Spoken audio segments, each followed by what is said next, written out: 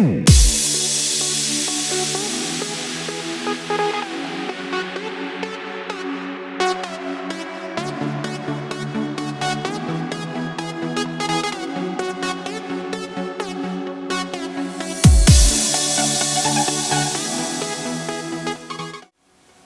à tous, bien voilà, je suis au bord de l'eau pour une petite pêche familiale.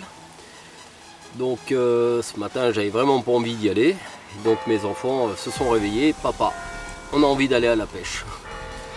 Donc l'objectif principal c'est de faire au moins 2 poissons, puisque j'ai 2 enfants avec moi aujourd'hui, j'ai Mathias et Cassandra. Le troisième, ça serait bien, ça serait aussi pour moi. Et donc j'ai décidé de faire cette petite vidéo un peu différente de celle que j'avais fait avant avec mes enfants, c'est-à-dire un peu plus technique.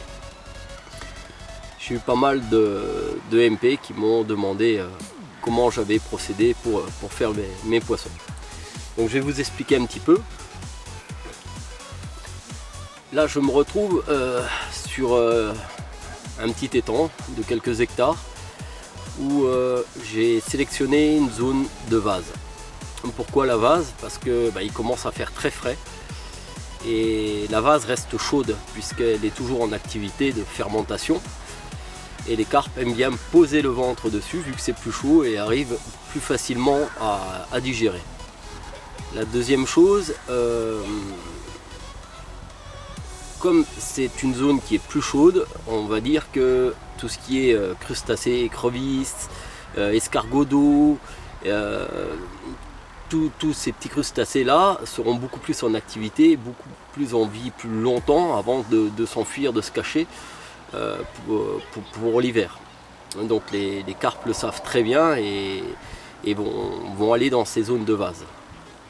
Donc l'objectif que je me suis donné, c'est de pêcher à la limite de la vase pour éviter que mes appâts s'enfuissent dedans et puis après sentent énormément le substrat. Et puis j'ai voulu jouer aussi sur la discrétion. Alors, pour la discrétion, je n'ai plus de problème. Grâce à la maison du plomb, j'ai un énorme choix au niveau des plombs. Donc j'ai ce plomb là, ici, qui est un très bon plomb, c'est le plomb herbe. Ils sont très bien faits, ils sont très lourds. Ce que j'aime bien, c'est immédiatement ce poids. Donc quand ça tombe dans la vase ou à la limite de la vase, le plomb tombe et quand la carpe prend, il y a directement le poids. On peut faire ça aussi avec un plomb boule, mais le plomb boule, j'aime moins cette pêche. Si je viens à pêcher le long des nénuphars ou des herbiers, je vais plutôt choisir un plomb comme celui-ci. C'est un plomb qui est assez vert, donc qui ne va pas trop modifier l'environnement. Parce qu'on parle souvent de montage tricheur, mais si on a un plomb brillant à côté, ça ne va pas le faire, parce que les poissons sédentaires vont tout de suite reconnaître. Après, nous avons un plomb comme ici, plomb cube, très bon plomb. Pareil, j'aime bien, il se plaque quand le poisson y prend, il y a toujours le poids en immédiat dessus. Et celui que je vais utiliser aujourd'hui, ça va être le plomb branche. Alors c'est un plomb que j'aime bien par sa forme, ça change un petit peu et puis il reste tout aussi efficace parce que le poids est assez important. Donc j'ai pas le droit à l'erreur parce que je pêche avec des plombs qui vont être très lourds.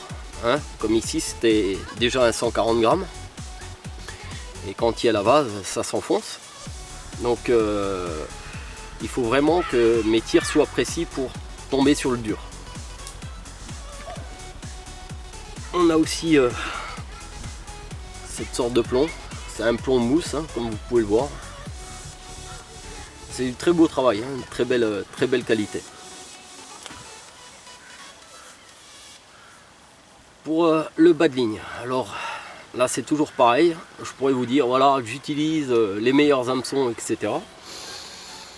Je l'utilise toujours, c'est toujours l'hameçon sabre. Et pourquoi? Je vais vous expliquer quelque chose qui m'intrigue énormément. qu'il y a beaucoup de pêcheurs qui pêchent, qui me disent je comprends pas, j'ai des bips, ça démarre pas, pourtant je suis sûr que c'est de la carpe, ou d'autres pêcheurs qui sont à côté de moi, qui ont du mal à faire du poisson, ou tout simplement un pêcheur qui a du mal à faire du poisson à un endroit. Faut pas oublier une chose. Voilà l'hameçon, c'est un hameçon sabre. La pointe est très très très très importante. Ces hameçons là, ils ont une pointe très très fine, c'est une piqûre chirurgicale. Et sur le point où je veux vraiment mettre de l'appui dessus, c'est que beaucoup de pêcheurs, ils disent oh ça pique encore. Ça pique encore, c'est déjà une erreur. Ça doit piquer énormément. Un poisson, on le voit beaucoup dans les vidéos subaquatiques, arrive à prendre l'hameçon et le recracher. Si vous n'avez pas un hameçon qui a vraiment une pointe extrêmement piquante, c'est un poisson qui va se libérer beaucoup plus facilement, puisqu'il aura beaucoup de difficultés à pénétrer dans la chair. Donc c'est très important, n'hésitez pas à changer vos hameçons très souvent. Il est très rare que je fasse 2 pêches avec un hameçon. Si pendant la nuit j'ai quelques départs, j'hésite pas, je dis pas il pique encore, je pêche avec. Non, non, ça doit être chirurgical. Donc je vais utiliser à chaque fois des hameçons neufs, ou alors nous avons la possibilité de vous fournir le matériel JAG, le kit d'affûtage. Et là on fait encore plus piquant qu'à l'origine de l'hameçon. Mais ça je pense que vous pouvez le voir encore dans quelques vidéos, ou allez voir sur la page de chez JAG France, il y a des explications sur le matériel. Donc voilà un point qui est très important. Je n'ai jamais parlé encore du fluorocarbone, l'H2O. C'est un fluorocarbone de chez Rimarol. Je vais essayer qu'il soit bien visible. Voilà. Et pourquoi je l'utilise? Eh bien, parce que c'est un fil sans mémoire. Quand on lance du bord, on ne fait pas de dépose en bateau, ça permet d'avoir une certaine rigidité. Et sur les plans d'eau, la transparence, excusez-moi pour le petit bip, la transparence peut être pour moi un atout supplémentaire. Alors pourquoi ce fluorocarbone plus qu'un autre? On vous a déjà fait les démonstrations. Alors comme vous pouvez le constater ici, j'ai ma bouillette, j'ai mon hameçon. Alors toujours bien faire attention qu'il se retourne et qu'il pique à chaque fois. Pourquoi celui-là plus qu'un autre? Parce que ça, c'est un fluorocarbone, je dirais vraiment révolutionnaire. On vous a montré, donc je fais une boucle, vous voyez bien, c'est un badling que je vais utiliser là dans les prochaines minutes quand je vais lancer les cannes. Voilà, je fais des boucles, je vais martyriser mon fil, voilà, et je tourne. Je vais faire une salade comme on appelle ça.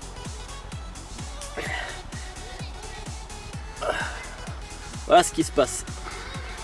J'essaye de me décaler pour bien voir. Voilà, c'est ce qui arrive en action de pêche. Et on sait que le fluorocarbone, ça a quand même un coût. Et à chaque fois, quand il y a un fluorocarbone qui est blessé comme je viens de le blesser, il faut le changer. Alors 10 cm par-ci, 20 cm par-là. On utilise beaucoup de fluorocarbone et voilà, c'est pas donné. Donc là, je vais essayer de démêler au mieux que je peux. Vous voyez, là, il est complètement martyrisé. Donc regardez comment déjà il revient. Et pour l'avoir vraiment super, je vais utiliser 2 petits crochets. Donc comme j'ai dit, attention à la pointe. Un hameçon ne doit jamais se tester sur l'ongle parce que vous abîmez cette petite pointe qui est très importante. Donc là j'ai une partie en plastique, je mets dessus. Il existe des accessoires pour. Sur l'émerillon, je vais passer simplement l'aiguille. Voilà mes 2 points d'appui. Je vais tendre. Regardez ce fluorocarbone. Il est pas beau. Il est revenu vraiment comme je lui demande. Propre, net, rigide, ce qui évite les emmêlades. Donc, je vais le retendre encore un petit coup en faisant bien soin à la pointe de l'hameçon. Retendre. Vous voyez que c'est du costaud quand même. Alors l'avantage encore une fois c'est qu'on n'a pas utilisé de vapeur. Parce que les autres fluorocarbone généralement il faut encore allumer le gaz, faire les montages en pleine nuit, avec le petit réchaud, etc. C'est de la perte de temps et puis c'est du sommeil en moins. Donc voilà, hein, on le voit parfaitement rigide, très propre. Il n'a aucune marque. C'est fini, hein, c'est vraiment un fil sans mémoire, c'est quelque chose de vraiment superbe. Voilà, c'est le meilleur fluorocarbone du marché. Donc on vérifie toujours. Je vous parlais du piquant de l'hameçon, vous pouvez le constater ici. Voilà, c'est vraiment chirurgical. N'hésitez surtout pas à changer les hameçons ou de les réaffûter avec le kit JAL. Hameçon sabre numéro 2. Alors voilà ma petite approche. Par contre, je vais pêcher en barrage. C'est-à-dire que mes poissons, s'ils partent où ils viennent de la zone que j'ai choisie, je vais faire un barrage de façon à ce qu'ils rencontrent à chaque fois mes cannes, à chaque passage, pour essayer de faire en cette journée au moins 2 poissons. Un pour chaque enfant, ça serait super. Et si j'en fais un 3e pour moi, je serais content aussi, malgré que je suis sur un plan d'eau et que je préfère de loin la rivière parce qu'elle me manque énormément, mais avec mon emploi du temps, ça devient très dur. Donc maintenant, voilà comment ça va se présenter. Hein. Voilà. Un petit plomb blanc, branche, bien discret, un bon petit bas de ligne qui va certainement pas s'en mêler, bien rigide, et ça va me faire le poisson. On y croit? Allez, c'est parti.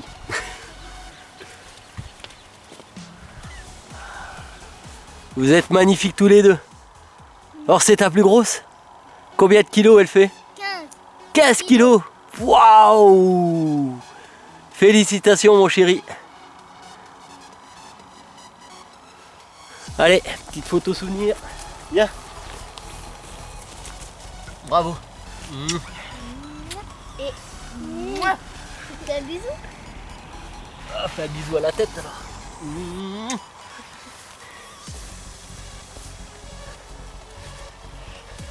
On va la relâcher? Oui. Allez, go. Voilà ma puce. Je suis fière de ce poisson. T'es très fière? Oui. Trop beau? Oui. Tu viens Mathias? C'est pas à côté. Voilà. Presque linéaire, hein? Joli, hein? T'es contente? Ah oui, je suis contente. Joli. Montre-la un petit peu plus vers là. Voilà, bien.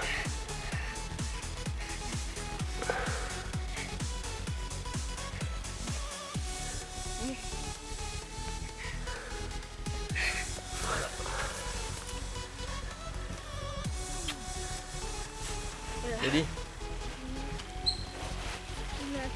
Elle doit être chatouilleuse celle-là, c'est pour ça. Voilà. Regarde les petites écailles, comment elles sont belles, les toutes petites là. On dirait des petites pépites. Comme de l'or, des pépites d'or. C'est magnifique, elle est belle. Ouais. Allez, on va relâcher le poisson. Oui.